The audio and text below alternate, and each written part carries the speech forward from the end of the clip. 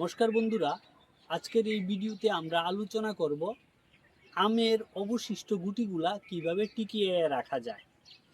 এই গাছটিতে প্রচুর পরিমাণে মুকুল এসেছিল, গাছ ভর্তি করে মুকুল এসেছিল এবং সেই মুকুল থেকে প্রচুর পরিমাণে গুটিও দাঁড়িয়েছিল, কিন্তু সেই গুটিগুলা এখন আর নেই। অবশিষ্ট শুধু কয়েকটি আম টিকে রয়েছে।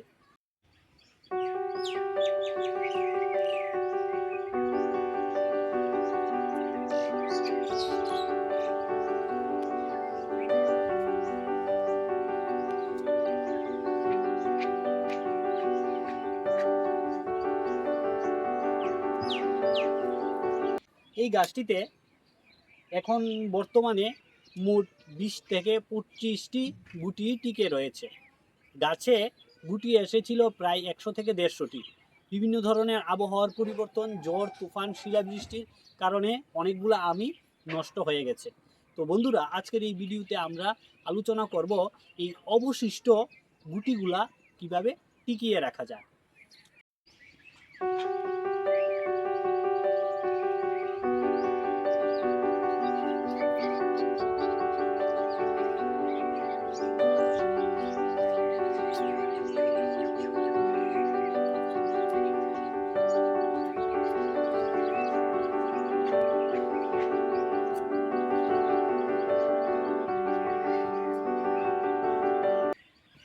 নমস্কার বন্ধুরা, আমি সুব্রত আর আপনারা দেখছেন সুব্রতস গার্ডেন।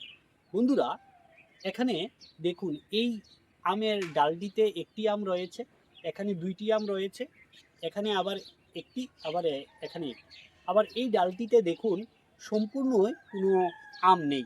এই ডালটিতে নেই, এই ডালটিতে, এই ডালটিতে নেই। তো অবশিষ্ট এই আমের যে ডালগুলা রয়েছে এইগুলা গাছে রাখলে হবে না।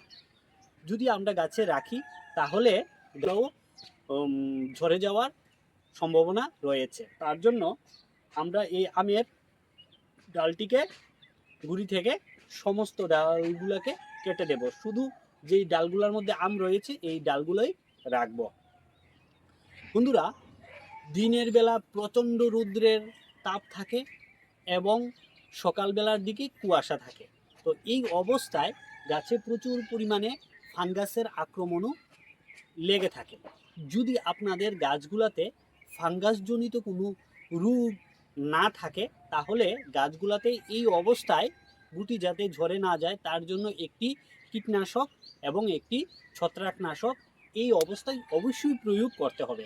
ছত্রাকনাশক হিসাবে আপনারা সিম্পল যেই অ্যান্ট্রাকলটি রয়েছে 1 লিটার জলে 2 গ্রাম, এবং কীটনাশক রয়েছে ইমিডাক্লোরোপিড, এটি 1 লিটার জলে 1 ml নিয়ে দুটিকে একসঙ্গে মিশিয়ে বিকালবেলার দিকে সম্পূর্ণ গাছটিতে প্রয়োগ করে দেবেন।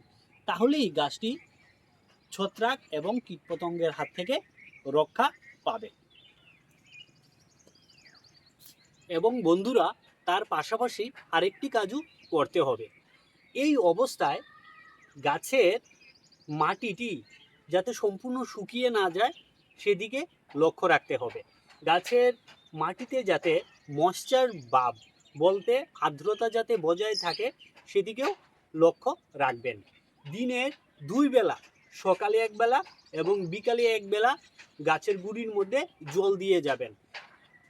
উপরের মাটিটি যখন শুকিয়ে যাবে তখনই জল দেবেন, একবারে ভেজা ভেজা ভাব করবেন না। এই অবস্থায় যদি গাছের মাটিতে আর্দ্রতা না থাকে তাহলে গুটিগুলা ঝরে যেতে পারবে। তো সেদিকেও লক্ষ্য রাখবেন। বন্ধুরা, ফাঙ্গিসাইড, ইনসেকটিসাইড, জলের ব্যবস্থাপনার পাশাপাশি গাছে এই অবস্থায় গুটি যাতে ঝরে না যায় প্রচুর পরিমাণে এই অবস্থায় পুষ্টির প্রয়োজন। তো পুষ্টির জন্য আমাদের একটি সলিউশন গাছের মধ্যে স্প্রে করতে হবে। সলিউশনের জন্য আপনারা ক্যালসিয়াম নাইট্রেট, বুরন এবং ম্যাগনেসিয়াম সালফেট এই অবস্থায় সম্পূর্ণ গাছটিতে প্রয়োগ করতে হবে।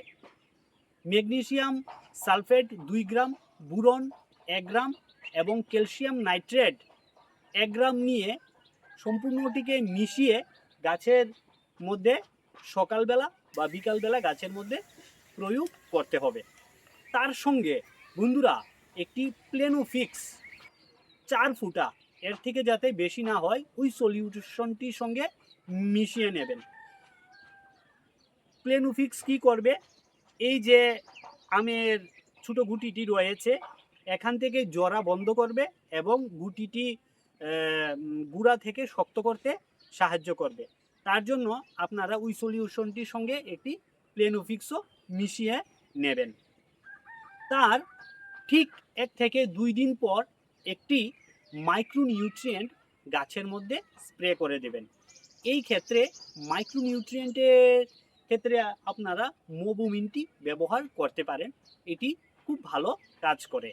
1 লিটার জলে 2 গ্রাম মিশিয়ে সকালবেলা বা বিকালবেলার দিকে গাছের মধ্যে প্রয়োগ করে দিতে পারেন।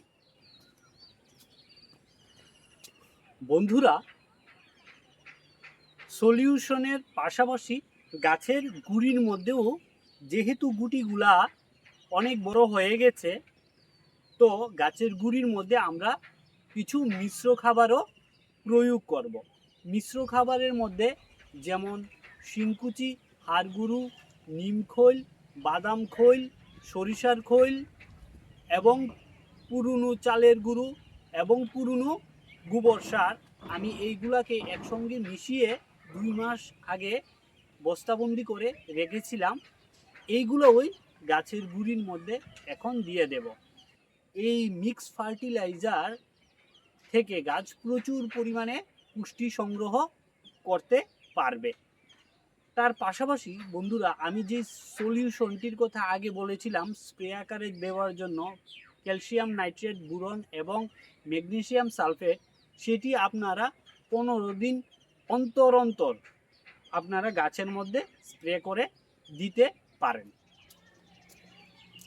তাহলে বন্ধুরা, আজকের মতো এতটুকুই।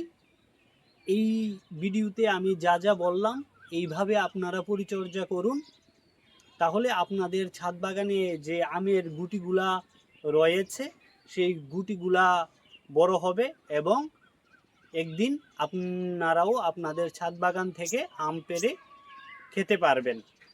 তো যদি ভিডিওটি ভালো লেগে থাকে একটি লাইক দিয়ে চ্যানেলটিকে সাবস্ক্রাইব করার অনুরোধ রইল। সবাই ভালো থাকবেন, সুস্থ থাকবেন।